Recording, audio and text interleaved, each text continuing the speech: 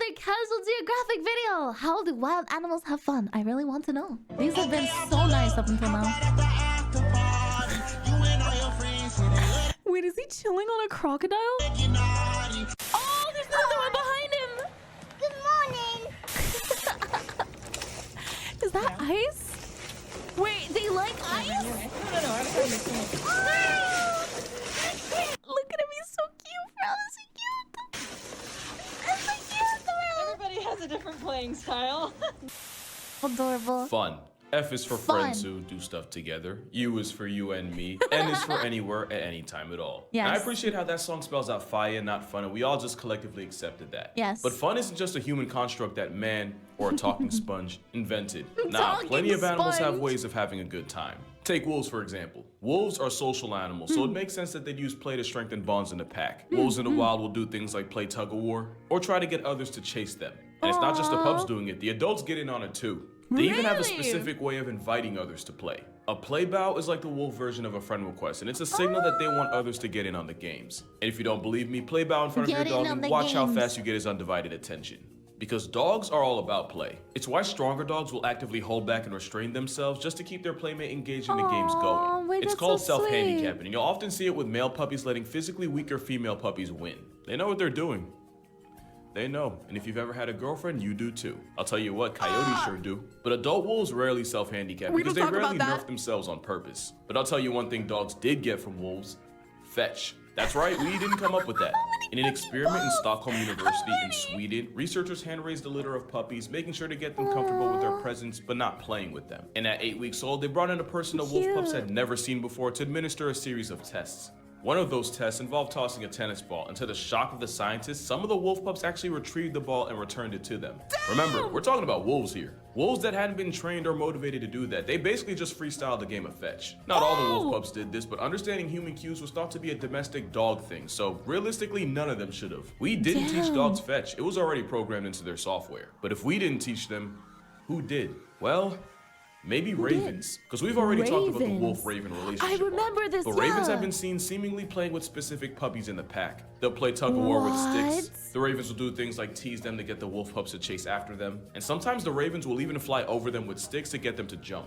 These childhood games are probably how ravens and wolves can form legitimate emotional bonds. Wait, And it actually that's makes so a lot of sense that this sweet. kind of thing would happen, since wolves are social pack animals and ravens are one of the most playful things with wings while also having the intelligence of a small child. Because you're gonna see, the smarter an animal is, the more playful they usually are. And that's because play typically comes down to two things: manipulating the Time to objects around redesign you you and guys interacting to- with to others. crows, and Two I'm gonna be things a that wolf. do require intelligence. Like take bees, probably the most intelligent social insect out there. I love bees well, so in an much. experiment in the Queen Mary University in London, scientists built a setup where bees had a choice: take a path leading directly to food, or explore a path with an obstacle course of tiny wooden balls. And to add to that, one side had wooden balls that were fixed in place, while the others were loose and could be rolled around. Not only did every bee choose the ball path, every single one tried rolling a ball at least once. Some of the bees even went right back after eventually stopping for food. And to make it even more interesting, it was actually the juvenile bees that spent the most time ball rolling. So yeah, that's actually how he found out bees can play. But the question is, what other insects can? Well, we can probably play rule out ants, ball? and here's why. It's not because they're not smart enough to goof off and play games. It's because they probably get murked by the queen before they have enough time to figure it out. Oh, Because no. an ant colony runs like an efficient engine, and any part not doing their part gets turned into past tense. And queen ants are crazy can cutthroat, like to the point swim? where they'll actively sabotage their own colony just to keep themselves higher in power. What? The trade-off is the ant colony is a militia that's capable of cutting down animals hundreds of times their size. And in a game Queen like the ants, Ants piece of Underground shit, Kingdom, bro. you get to personally watch an ant colony overwhelm threats like mantises, eviscerate spiders, and even flex on lizards. And this isn't just a Damn. game mechanic. There are actual ants out there that'll go out of their way to meal prep spiders. And lizards in South America had to Damn. literally evolve to avoid getting packed up by a swarm of fire ants. True story. And in the Ants Underground Wait, Kingdom, you ants get are to add to insane? your insect infantry by hatching and raising them, including a class of special ants with special abilities. But it's not all war all the time, and you also get to explore and design ant nests for your He's ant just colony better. to live in. And you know, it's graphics like that that won this game the best game changer of No 2021 by fucking Google way. Play. Also, That the Ants segue was Underground Kingdom will be releasing a crazy. new version December 16th, along with epic new heroes I can't tell you more about Wait, you're telling me that this is an actual game? The Ants? You're telling me that you get to fucking play with ants in a game? to play the world's first What the fuck? ant strategy mobile game. Make sure to download the A Ants strategy game with ants. Okay, bro. It's crazy. Definitely are. And it goes way beyond weaponizing wolves. Because as cute as this may be, and it really is, you could argue that keeping wolves close is in their best interest. But then there's this. A raven using a plastic lid as a sled to slide down snowy hills. And then you have this raven sliding down the roof of a public library. No fucking way. Or at least trying to. And they have nothing to gain from doing this. This is unrewarded play, and basically it means, yeah, they're not doing it for survival or anything. They're just doing it to have a good time. Yeah, I wasn't kidding. For a bird whose group name is an unkindness, ravens and really corvids in general are probably the most playful birds on the planet. It's why you'll see them actively mess with other animals just for the memes, even if it means instigating a literal catfight for their own entertainment. So next time you're wondering how animals have fun, I want you to remember this snowboarding Crows pro. are the Or best, you can dude. think of this self-tobogganing otter. River otters in Yellowstone have been seen getting a running start and snow surfing down icy slopes. Now, at first scientists just figured it was their way of getting around. That theory fell apart when they watched the river otters run back up the slope like kids at a water park, only to slide back down. And that goes back to unrewarded play because the otters don't gain anything but a good time. And FOMO for otters is a real thing because you're more likely to see them sliding as a group than just solo.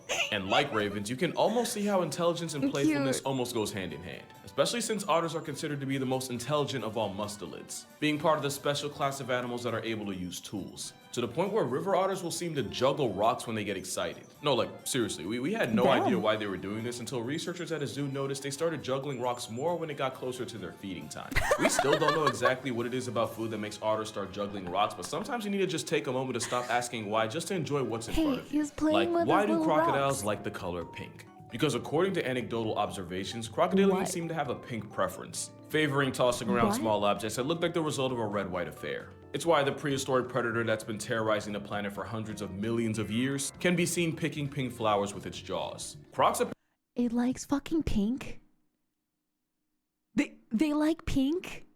apparently have other ways of having fun. They'll take turns going down natural water slides and swim right back up and do it again. They'll give each other piggyback rides, just cuz. And there's even a story where animal behavior expert Vladimir Dene claimed to witness an alligator seemingly play with a group of river otters in Big Cypress in Florida because Florida. You know, I'm not even kidding. He has a whole paper on play behavior in crocodilians. And he talks about watching river otters regularly visit one specific gator and mess with him by getting close to him, nipping at his tail, and even splashing water on his head. Most gators respond to this by just submerging, but this one gator... Fun fact, otters hold hands when they sleep so that they don't lose their partner with the waves. That's so... Oh my god. Oh. Played along by lunging at the otters. I know what you're probably thinking. To that, I give you this. At one point, one of the otters slipped down the bank and was immediately grabbed by the gator. But instead of making an example out of it, the prehistoric Merc machine just released it perfectly unharmed. It was like a game that both of them were in on. And unlike wolves and ravens, gators and otters have legitimate beef in some parts. But like I said, sometimes you need to forget about the why and just enjoy the what. And what happened was, these games went on for a couple days until the marsh eventually dried up and the alligators and otters both moved on. That's not the only example of crocodilians at play. That just happens to be the best one I got. Another time was when a gator found a football in his swamp, and instead of easily popping it, it seemed to toy with it by grabbing it with his jaws and tossing it around. You know, I could 100% use this to make a Florida Gators joke, but at this point I think it would be low-hanging fruit. But crocodiles and alligators being playful goes right in line with the intelligence point I made earlier. Despite having a brain in the weight class of a walnut, crocodilians are much more intelligent than they get credit for. Unlike dolphins, who get all of the credit for it. Now you probably know dolphins like to have fun. The problem is, most of their pastimes would probably get this video age restricted with the quickness. Like for example, when two Amazon river dolphins were seen playing with a Benny anaconda. I put playing in quotes because both dolphins were visibly aroused, and the snake ended up flatlining, likely to drowning. And you know, knowing what I know about dolphins, that's probably what got them excited. Because most dolphin fun comes at someone's expense. I can repeat that same sentence without the fun and it'd still be accurate. I give you Exhibit A.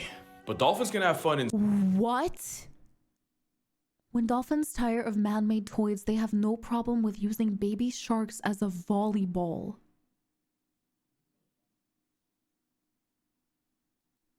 But dolphins can have fun in safer work ways too.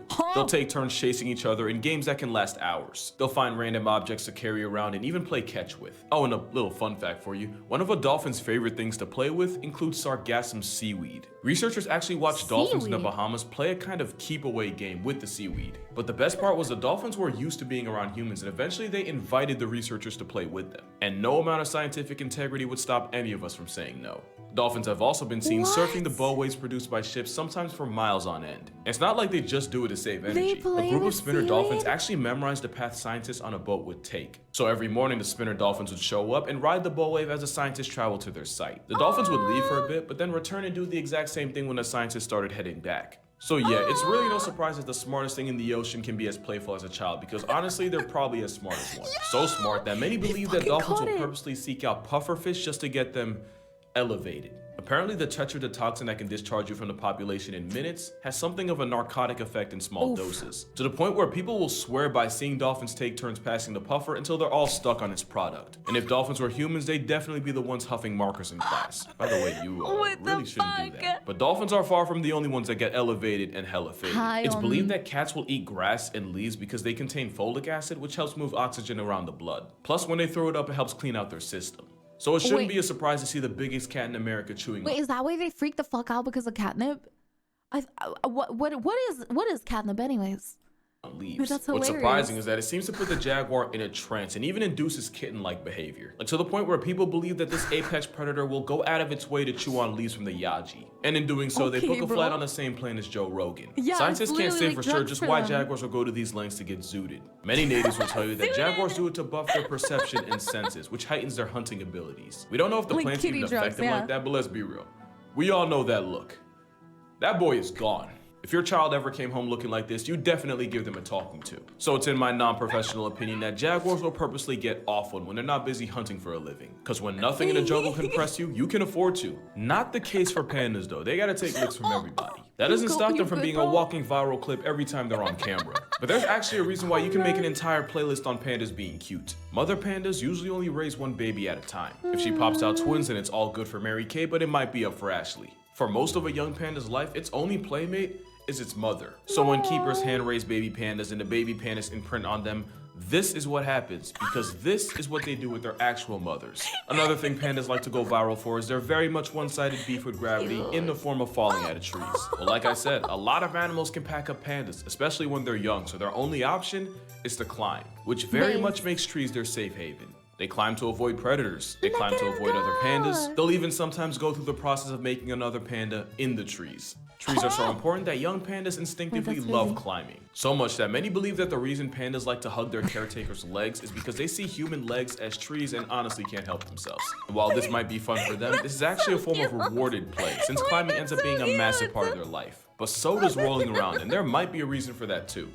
First of all, panda bones are weirdly thick and heavy for their size, so the falls and tumbles they take don't hurt them nearly as much as you'd expect them to. Also, pandas are nearsighted, so it's possible they legitimately can't see what's in front of their faces. But many scientists believe pandas just enjoy rolling around, like to the point where mothers will often join their cubs doing it. They're not the only bears that can be playful. Polar bears can actually be just as goofy. It's just that pandas are a lot less likely to John Wick a human for food. Polar bears can form friendships where they eat, travel, and play together, and these relationships can last years. Their favorite way to bond is by wrestling, and like with dogs, a stronger polar bear will often self-handicap and let the smaller bear win. And also like with dogs, polar bears have their own way of asking for permission to play too. In their case, a polar bear will move its head from side to side to initiate a friendly sparring session. These pair bonds usually last a summer until they eventually go their separate ways for the harsh winter season. But time and time again, scientists have seen the same polar bear friends reuniting after breeding season and carrying on like nothing ever happened. Wait, that's and honestly, so I feel like sweet. most adult friendships go just like that. I was just gonna say that. I was literally gonna say, like, brother man, if I don't talk to one of my friends for like a few months, they would off me. I would be over fucking Minecrafted. Mifu, how dare you? I thought you hated me. And then with the polar bears, it's like, oh, I haven't seen you in like 6 to 9 months. It's fine. Hey, we're buddies, right? We're homies. As in, you can go months without speaking or hearing from each other, but you can also link up and go on like they never left. But of course, polar bears know how to have fun by themselves too. Polar bears have been seen sliding down hills or across ice for hours for no reason other than having fun. So basically, even the biggest land predators on the planet know how to have a good time. But what about the biggest land animal, period? Well, it turns out having fun is actually an important part of an elephant's life, and males and females are different in how they do it. Young males love rough housing and play fighting, which actually helps prepare them for a future of running fades for female validation. This natural playful aggression is why you'll often see young male calves chasing around other animals. Hold on, wait for it. And there it is. That's what it looks like for a baby elephant to throw a tantrum. Fun for young females usually involves thrashing around vegetation, sticks, bones, and anything else they can wrap their trunks around. But the ultimate sign of elephant fun is something they do called the floppy run. And it's exactly what it sounds like. When elephants really get excited, they'll shake their heads from side to side, they'll let their trunks hang loose and their ears flap in the wind, and they'll just run. All while trumpeting. It's usually calves and young teenagers that get floppy with it, but sometimes the whole herd gets involved. But considering half an elephant's time is spent in the water, then it makes sense that half their fun happens in there too. And if you've ever seen elephants playing in the water, it's actually wild how much they look like kids in a pool. There's something really satisfying about watching a 12,000-pound vibe check splashing around in water like a child. And often they'll spray water at each other or sometimes even other animals just for the sport of it. And in this case, other animals can very much include humans. But all this lighthearted fun might actually be crucial to their survival. You see, some studies say that the most playful elephant calves grow up to be the ones best at coping with environmental stress, which increases their chances of survival. Again, we don't know if this is 100% true, but like I said, sometimes you need to just forget about why and just enjoy watching a baby elephant take a shower. So real. But that's gonna do it for this video. I want to thank you all so much for the support this year. It really does mean a lot. And best believe, I got a lot more stuff planned for 2023. But for now, happy holidays, stay safe out there, and I'll see you all in the next one. Bye! Thank you for watching, YouTube Kikos. Oh, it's so cute! Oh man, these Casual Geographic videos are amazing. Thank you for watching! Bye, YouTube! He's playing. He's so cute, man.